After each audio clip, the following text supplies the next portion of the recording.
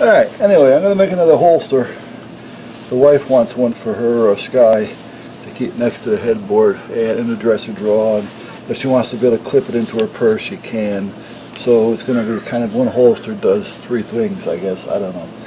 So anyway, what I did was I made a block here, as you can see, where the trigger guard is.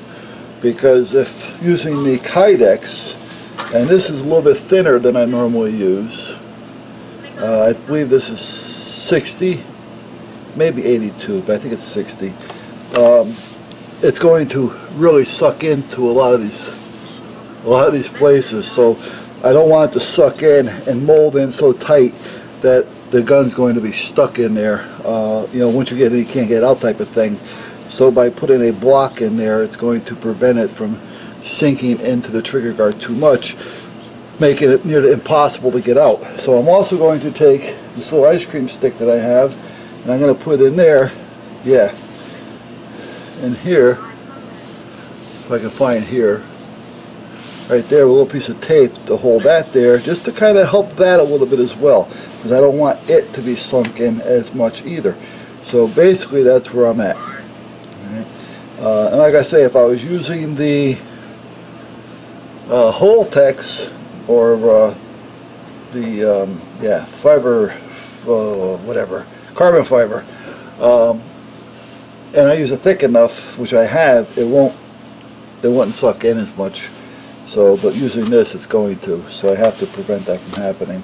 So that's where I'm at. I'm going to stop it for a minute, and I'll get back to you as soon as the stuff gets hot. Snow and cover it up. The other piece. I noticed he's been doing that with the white one, the white chewies. Yeah. He separates that when we give him the treats at night. Yeah.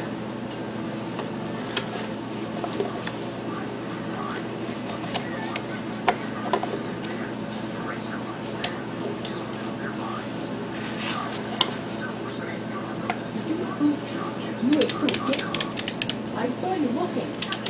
You're walking in all the deep snow, looking for poop. Yeah, you know what I'm talking about, don't you? The next time you see it with poop, you look at it. You know you're not thinking poop.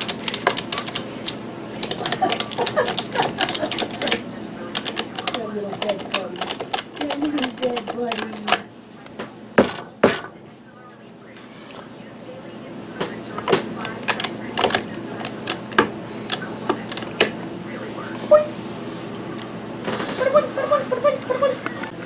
Guys, I'm sorry, I forgot to show you what I was doing here.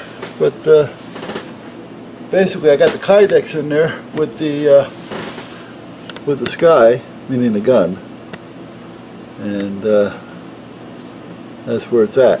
So I'm just waiting for it to cool a little bit.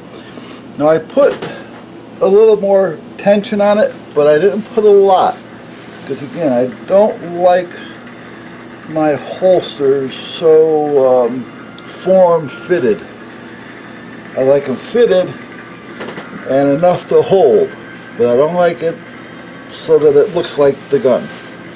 So that's why I don't tighten them down too tight. So we'll see what happens. Alright, let it sit for a while. And we'll take it one step at a time, and if it's too tight, well then I'll just reheat it. That's the good thing about Kydex. You can, if it doesn't look right, just throw it back in the toaster oven or whatever it is you're using and do it again, because it'll flatten right out and warm up again and you're ready to go.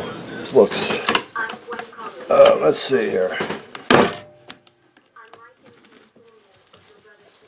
Like I say, I don't want too much detail.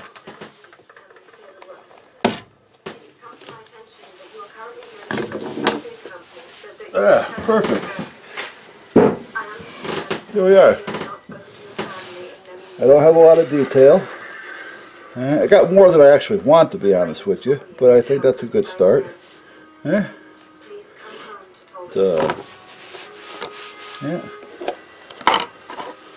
Now I'll save this just in case. I'll put it in a drawer and hang on to it, like I say, just in case.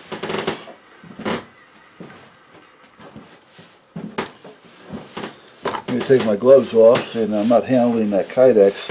You don't have to have a real heavy heat glove on, but you do want gloves on to help keep the heat away from you, because the heat, it gets too hot to handle. You know, and you don't want to be going nuts, you know, trying to not burn yourself while you're trying to get everything in place, because if you rush it, you're going to end up with a problem. So don't be rushing. So, all right. Oops.